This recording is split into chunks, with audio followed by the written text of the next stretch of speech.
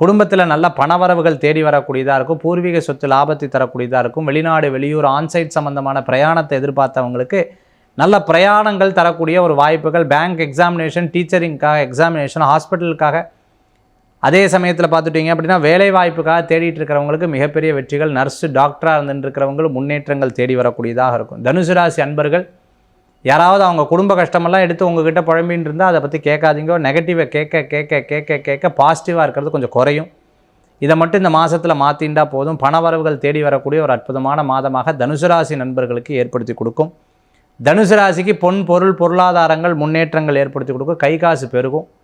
அதே சமயத்தில் செலவுகள் ஒரு பக்கம் இருந்தாலும் வரவுகள் கூடி வரக்கூடியதாக இருக்கும். சில இடம் சூழ்நிலை பொறுத்து பேசணும்.